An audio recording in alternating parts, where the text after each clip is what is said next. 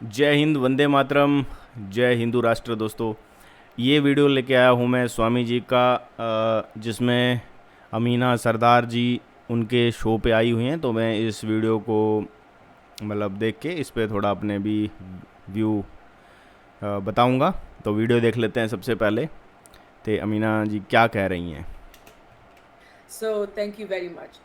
और yes definitely इस्लाम पे हम जितना बात करें तो कम है, मगर मैं ये भी कहूँगी कि इस्लाम के ऊपर बात करना इसलिए ज़रूरी है कि आज के दौर पे इस्लाम मैच नहीं करता दूसरे दीनों के साथ, वे ऑफ लाइफ के साथ। There is no match. वो आज के एरा के साथ, टाइम के साथ वो आगे जाना नहीं चाहता। अम, इस्लाम ऐसे एक रिलीजन है, कुछ लोग उसको कल्ट भी कहते हैं, आइडियोलॉजी, पॉलिटिकल सिस्टम है जो कि हिज़्बुल तहरीर कहता है उसको।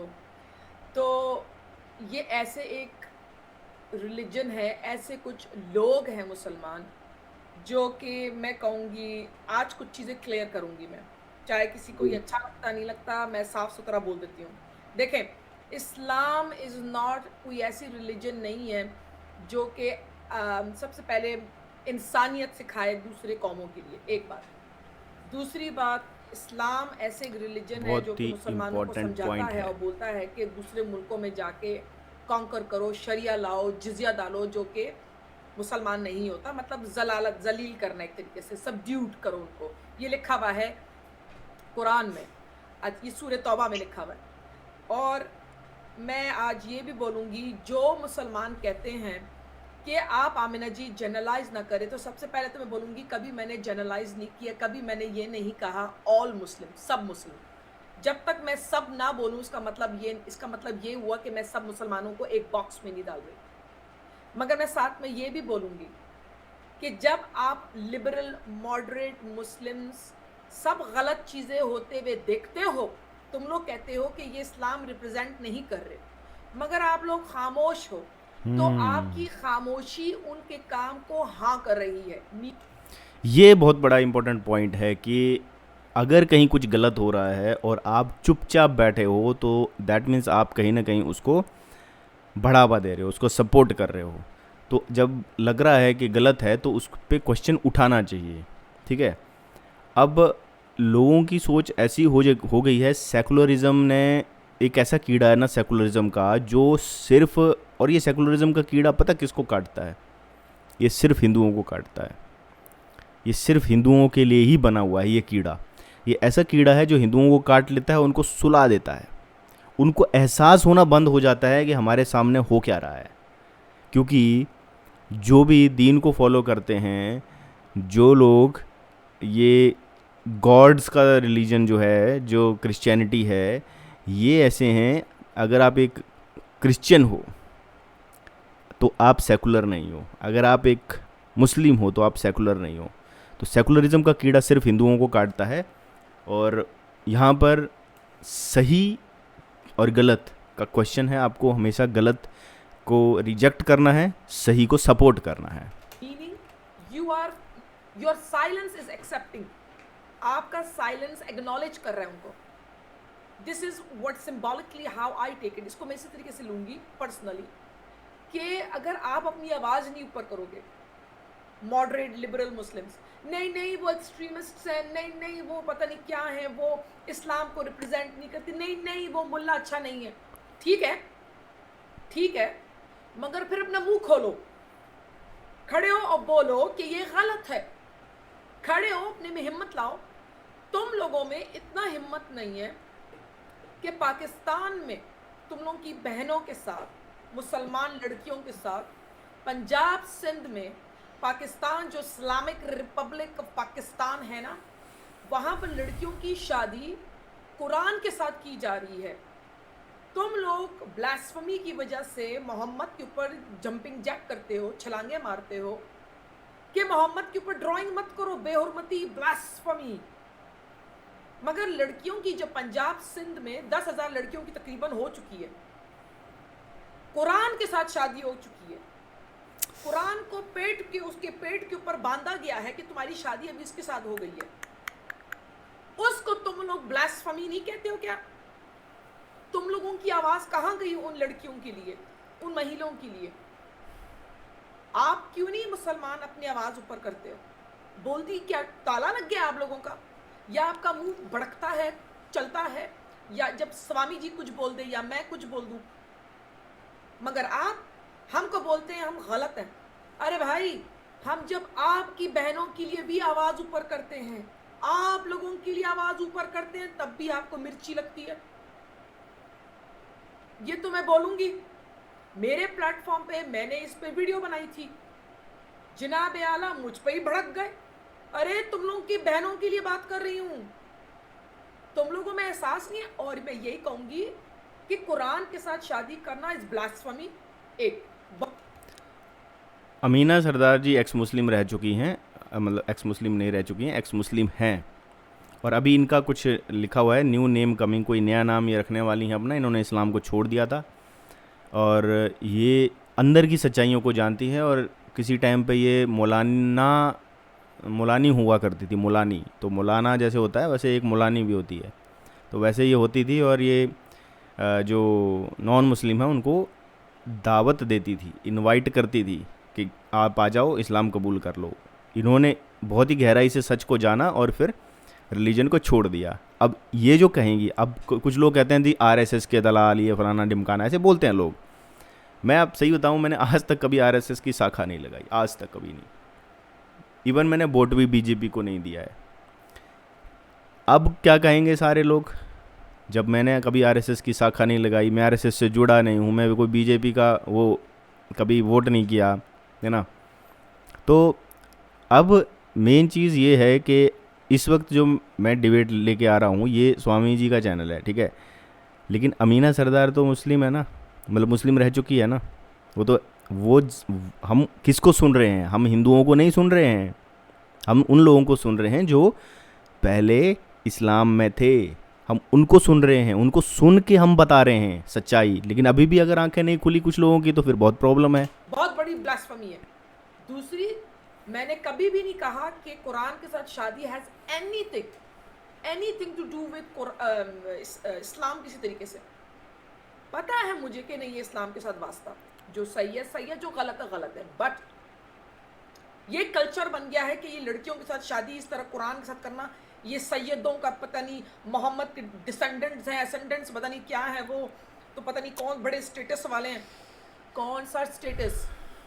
स्वामी जी, लड़कियों की शादी कराना कुरान के साथ बात है जायदाद की। ये लोग जो अल्लाह ने उनको उसूल दिया हुआ है कि लड़कियों का हिस्सा जायदाद का दो, चाहे 1/3 क्यों ना हो। इनका जस्टिस देखो आप शरिया में, कि मुसलमान मुल्क में रहते हुए मुसलमान लड़कियों को गवर्नमेंट राइट नहीं दे सकती। तो तुम मुसलमान किस मुंह से कहते हो कि हमारा रिलीजन लड़कियों को एम्पावरमेंट और पावर और राइट्स देता है? तुम लोग तो मुसलमान लड़कियों से राइट्स छीन रहे हो। तुम लोग एक राइट तुम लोग छीन रहे हो कि वो किसी आदमी के साथ शादी करे, जिंदगी करे। एक राइट तुम लोग छीन रहे हो उससे कि उसको कोई जायदाद मिले।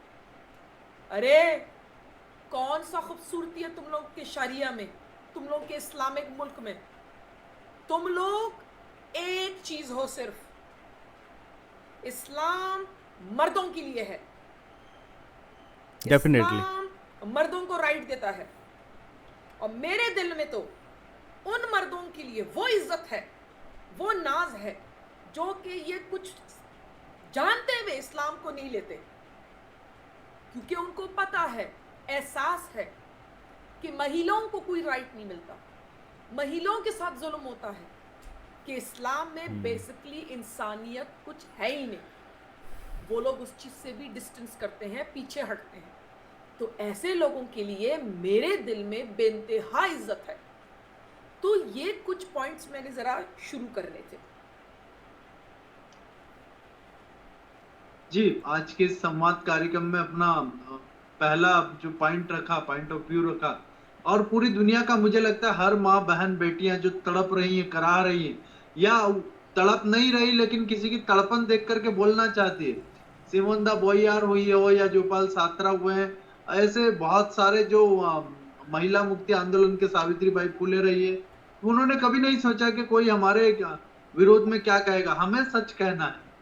सावित्रीबाई फुले के ऊपर कीचड़ फेंका गया, उनको पत्थर फेंके गए, और पूरी दुनिया के अंदर विच हंटिंग का विरोध करने वाली महिलाओं को गोलियां भी मारी गई, उनके ऊपर एसिड अटैक हुए।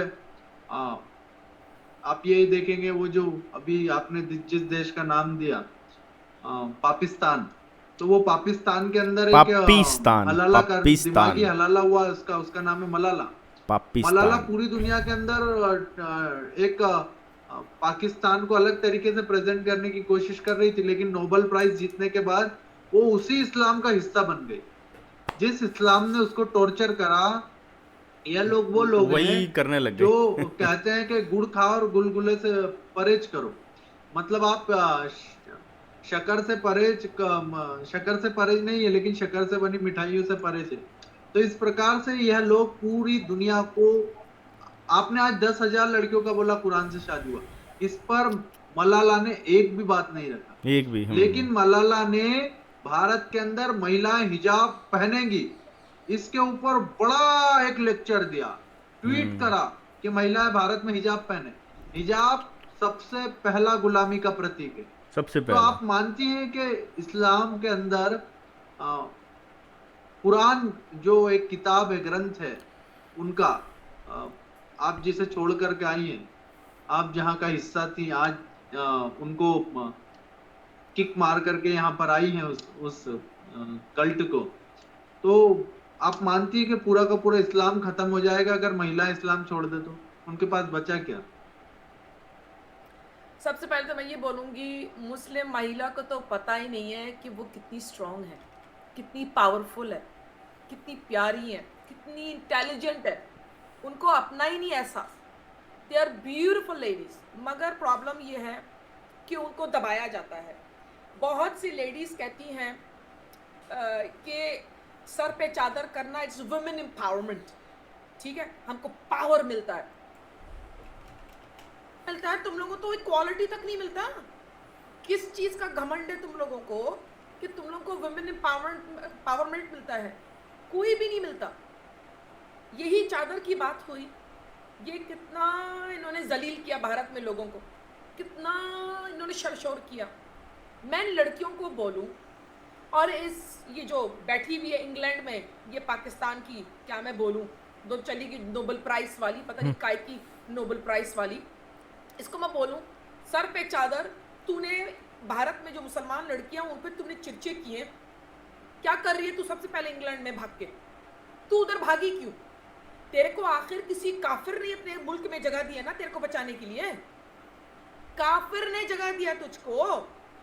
तू क्या मुल्लानी बेगम बैठ के उधर बैठी हुई है? तू किस चीज का फख्र है तेरे को? इस्लामिक रिपब्लिक ऑफ पाकिस्तान शरीयत तेरे को प्रोटेक्ट नहीं कर सका, काफिर तेरे को प्रोटेक्ट कर रहा है। तुम लोग क्या प्रोटेक्ट करोगे हम जैसे को? तुम लोग अपने आप को देखो। दूसरी बात, मैं इन मुसलमान लेडीज को बोलूं, ओए तुम लोगों को चादर, बुर्का, निकाब पहनने का इतना ही शौक है, अपना बैग पैक करो, जाओ अफगानिस्तान। अफगानिस्तान में रिसेंटली, एक हफ्ता भी नहीं होता, उधर नया लॉ निकला है सख्त किस्म का कि अपने आप को ऊपर से लेके नीचे तक रैप अप करो, टेंट की तरह बेसिकली, ठीक है ना? और अगर आपने नहीं किया तो हम आपके मियाँ को या बाप को, जो भी घर में है बेसिकली, या तो हम उनको नौकरी से निकाल देंगे अगर वो कोई पब्लिक गवर्नमेंट इधर उधर है, ना तो हम उसको जेल कर देंगे, ठीक है? वुमेन एम्पावरमेंट, वाह जी वाह, सर पे चार नहीं, कोई फोर्स नहीं करता स्वामी जी, नहीं, हम लोग पागल हैं, आप मैं पागल हैं, बस हम कहीं के नहीं रहे, हम तो ऐसे ही बोलते रहते हैं, ये हम लोग तो खिसके हुए हैं भाई। अफगानिस्तान में जबरदस्ती नहीं हो रही लेडीज के ऊपर, नहीं, इनके मर्दों को तो सजा खामा नहीं देने वाले ये लोग, नहीं, हम लोग तो अपना टाइम वेस्ट कर रहे हैं, नहीं, अरे काय को? हम लोग सच बात बोलते हैं, हम फैक्ट बात बोलते हैं कि हर कोई इसी इंफॉर्मेशन को, इंटरनेट में न्यूज़ भरे हुए हैं ये चीज़। अब इतना सारी चीज़ें हो रही हैं, हर चीज़ में एम्पावरमेंट की बात बोली जाती है, लेकिन जब यहाँ पर आता है तो ये खुद अपने आप को उस नरक में रखना चाहते हैं। तो इसमें बाकी लोग कुछ नहीं कर सकते जब तक इनके अंदर वो एनलाइटमेंट नहीं आएगी। अंदर से जब तक आवाज़ नहीं आएगी तब तक आई थिंक इसमें रिफ़ॉर्म नहीं हो सकता, और रिफ़ॉर्म होना बहुत ज़्यादा ज़रूरी है। बिल्कुल सही कहा अमीना ने कि हमें वीमेन एम्पावरमेंट लानी चाहिए। अब इनके जो रिलीजन है उसमें वो बोरी में बंद करके उनको रख दिया जाता है, और आप अपना चेहरा तो छोड़ो, सिर्फ आंखें ही दिखा सकते हो, बाकी शरीर के सारा कुछ ढका होना चाहिए। तो पता नहीं कैसा ये सोच है गुलामी वाली, इसको थोड़ा सा रिफ़ॉर्म होने की बहुत ज़्यादा ज़रूरत है। तो उम्मीद करता हूँ आपको जो है ये वीडियो से कुछ ना कुछ जानकारी ज़रूर मिली होगी। मैं ऐसे ही वीडियो इस चैनल पर लेके आता रहता हूँ, तो चैनल से जुड़ जाइए। अभी मैं एक डिबेट लेके आने वाला हूँ स्वामी जी की, जिसमें वो एक एक्स मुस्लिम के साथ मतलब डिस्कशन कर रहे हैं। तो चैनल से आप जुड़ जाइए और अपनी राय, अपने सजेशन कमेंट बॉक्स में ज़रूर बताइए। जय हिंद, वंदे मातरम।